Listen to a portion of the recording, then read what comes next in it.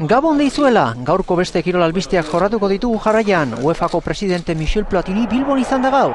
Hainbat kontu izan ditu izpide futbolari arima duen agintariak. Handia izan zen berdegunean eta nostalgiaz begiratzen dio baloiari. Entrenatzaile ere izan zen, gero Frantziako munduko kopako antolaketa batzordeko buru ere bai. Arrobiko lanari buruz aritu da besteak beste. Jokalari gazteak babesteko oso txosten garrantzitsua egiten ari gara. Adin txikikoak fitxatzea debekatu nahi dugu, 18 urtetik berakoak alegia. FIFA erakundea 6+5 lege aurrera atera nahian dabil aspaldi. Ideia ona da, baina Europako batzordeak lege bihurtu ezean, Europa League txapelketan 5 epailerekin ari dira probetan.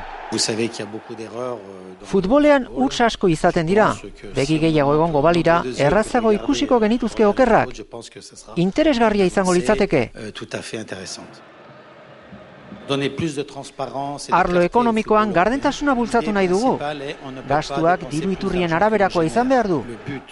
Helburua ez da desoreka duten klubak zigortzea, haien kontuak orekatzen laguntzea baizik. Krisian gaude, eta hainbat klubetako agintariek neurriak hartzeko eskatu didate. San Mames berriaren proiektua bikaina da. Gaur egun 50.000 ikuslerentzako hainbat estadio berri ikusten ari gara.